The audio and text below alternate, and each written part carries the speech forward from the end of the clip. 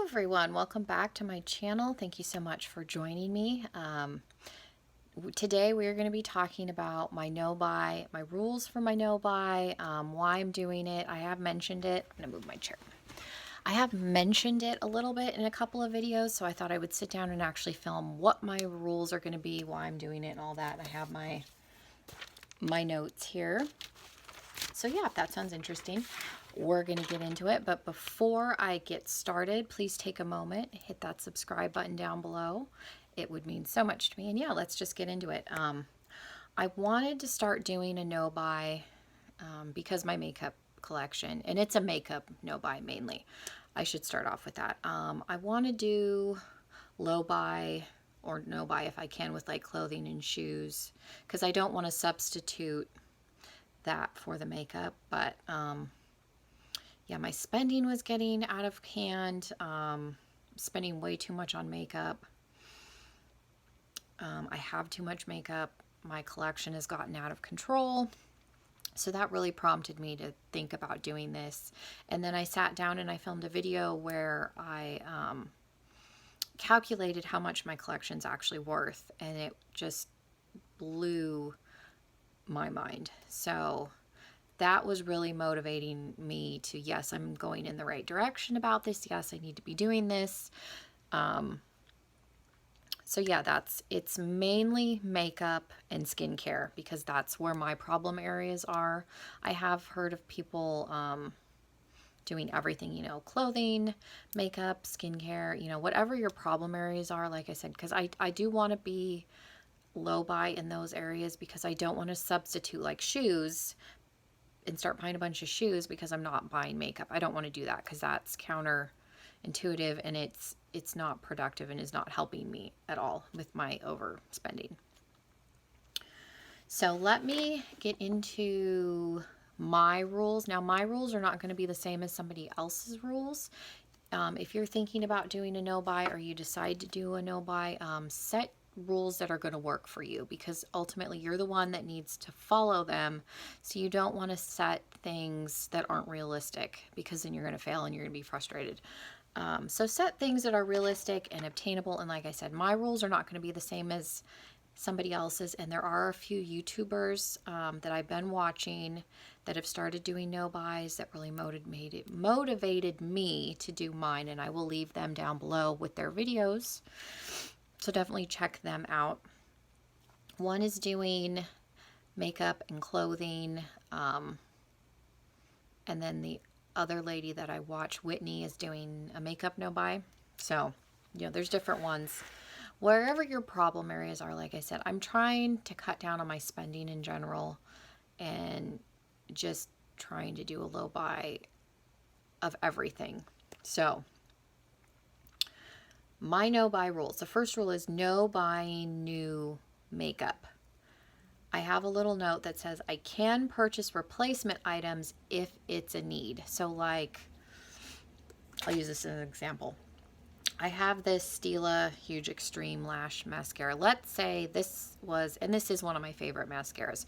When this runs out and I feel like I can't live without it, I need it, I don't like my other mascaras, I can allow myself to repurchase a replacement. Now, in all fairness, I have like 11 or 12 tubes of mascara that are currently open. So, I mean, I'm trying to use up what I have. So I wouldn't necessarily say that I would go out and repurchase that. But like my concealer, if I run out of concealer, I can go repurchase a replacement. But it has to be for replacement purposes. It can't be because it's a new concealer and I want to try it.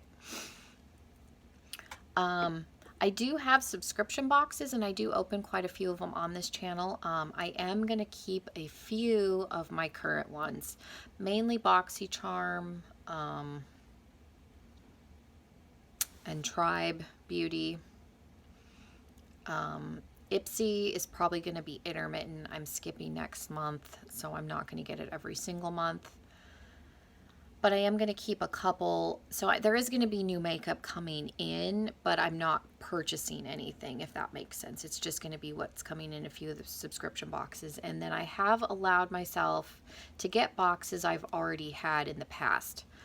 So like Fright Crate is one. It's a non-makeup subscription. It's a horror themed merchandise. You get t-shirts and stuff.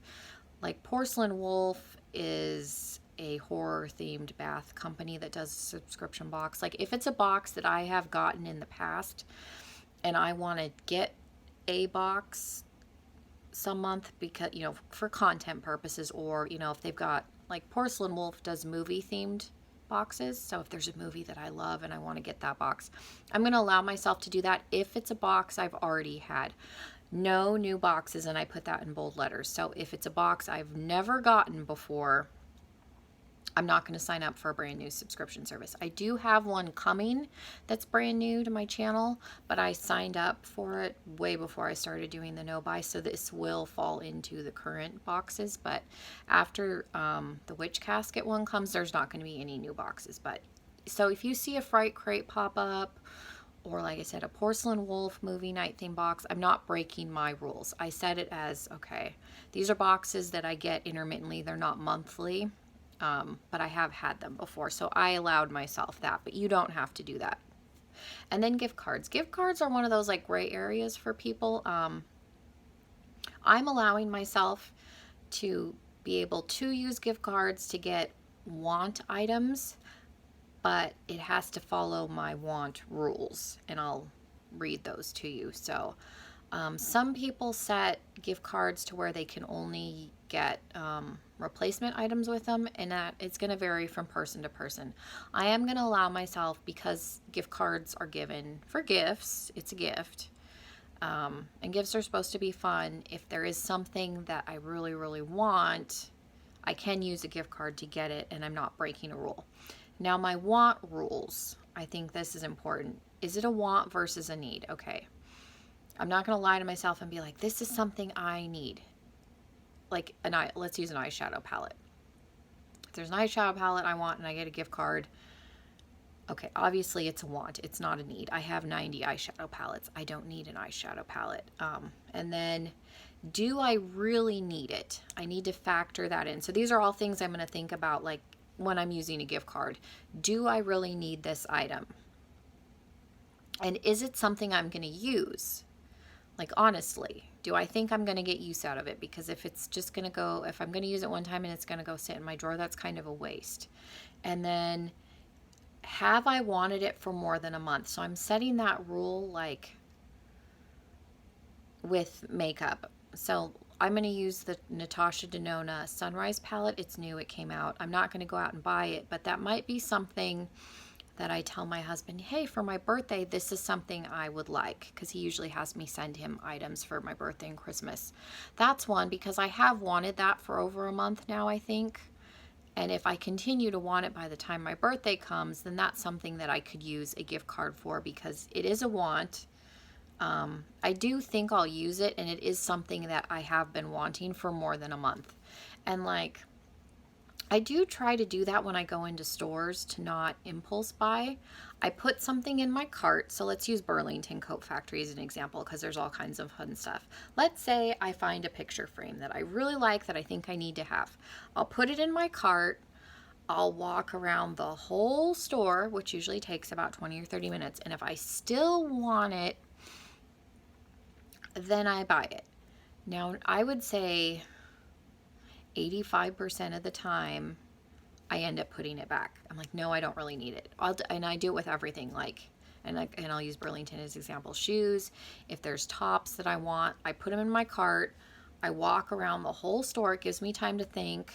And then like 9 times out of 10, I end up putting it back. I'm like, I don't really need that.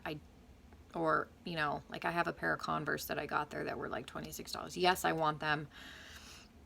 And I've heard of people doing that at malls. Like if they see something they want, okay, they have to walk, you know, the rest of the mall. And then when they loop back around, you know, after, 2 hours, if they still want it, then they can get it. But if they've forgotten about it and can't remember what it was they were looking at, well, then obviously you didn't really want it that badly. So I think that helps not impulse buy. And I feel like that has happened a lot with my makeup collection. New products are constantly coming out on YouTube. YouTubers are just slinging products. I feel like YouTube is kind of turned into the home shopping network a little bit.